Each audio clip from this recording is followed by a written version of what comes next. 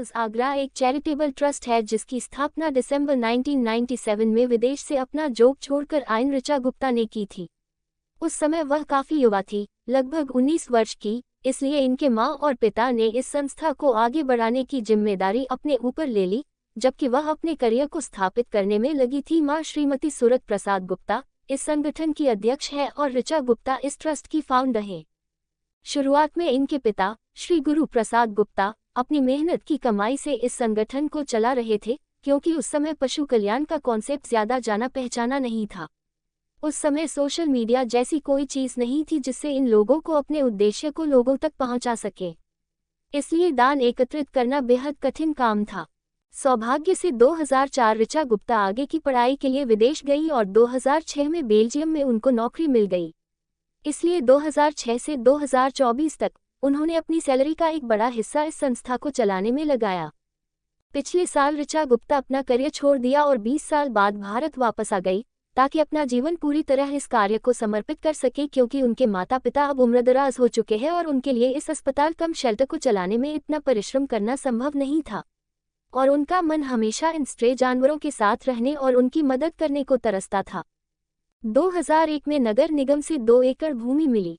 बुनियादी निर्माण के लिए इन लोगों को भारत सरकार से अनुदान प्राप्त हुआ, लेकिन इस अस्पताल कम शेल्टर को चलाने के लिए उनकी कोई आर्थिक सहायता नहीं मिलती और इसी कारण एनजीओ को वित्तीय समस्याओं का सामना करना पड़ता है।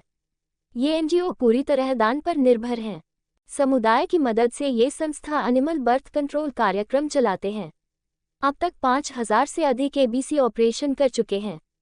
इस समय शेल्टर होम में लगभग 350 से 400 छोटे बड़े सब एनिमल्स मिलाकर है, जिसमें गधा, घोड़ा, गाय, बैल, कुत्ते, बिल्लियां भी शामिल है।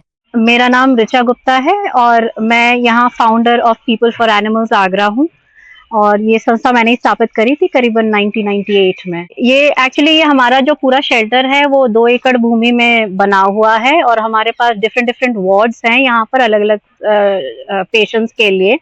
अभी जैसे कोई नया पेशेंट लाया है और उसकी हालत बहुत ही खराब है और चलने की स्थिति में नहीं है, ऑब्जर्वेशन में रखना है, तो हम सीधा उसको यहाँ पर अपने आईसीयू में ले जाते हैं, जहाँ पर 100% फिर ऑब्जर्वेशन में रहता है, वो खाना पीना वगैरह देखा जाता है।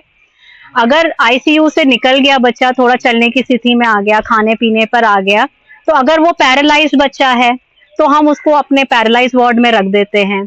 और हम लोग के 2 एक्सीडेंट वार्ड्स भी बने हैं जहाँ पर जैसे मैगेट वुंड केसेस वगैरह भी हैं, तो वो हमारे यहाँ पर चले जाते हैं एक्सीडेंट वार्ड्स में।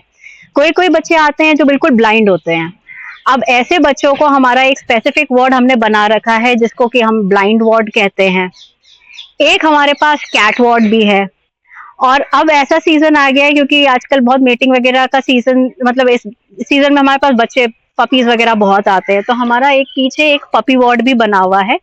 और वो पपीज ऐसे नहीं है कि हेल्दी पपीज आते हैं, जो पपीज को या तो सिकनेस है या उनकी भी एक्सीडेंट केसेस हैं। जैसे हमारे पास 2 पपीज हैं अभी जिनकी आंखें पॉप आउट हो चुकी थी, तो उनका ऑपरेट करके हम लोग फिर उनको यहीं आईसीयू में रख के, फिर अब वो खाने की स्थिति में आ गया तो हमने उनको पपी वार्ड में रखा है। पैरालाइज वार्ड तो मैंने आपको बता ही दिया है। हमारा एक आइसोलेशन वार्ड भी है, हमारे पास 2 आइसोलेशन वार्ड्स हैं जो कि उन बच्चों के लिए हैं जिनको जैसे या तो पार्वो की डिजीज हो गई है, जो जानलेवा, मतलब अगर सही टाइम पे ट्रीटमेंट नहीं हुआ तो वो जानलेवा भी हो सकती हैं, और कैनाइन डिस्टेम्पर, तो इन दोनों के हमारे अलग अलग वार्ड्स भी हैं।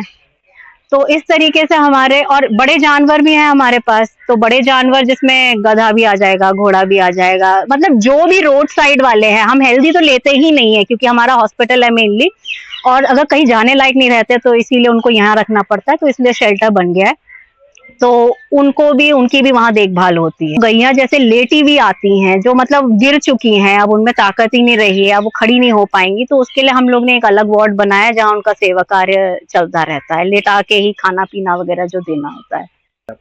हमारे हर समय 350 से 400 के बीच में रहते ही रहते हैं यहाँ पर। वो आप हेल्दी पेशेंट हर एक के मिला लो तो आप 350 to 400, मोर टुवर्ड्स 400 ही आप मान के चल सकते हैं। 80 से 90 होंगे। क्या क्या है?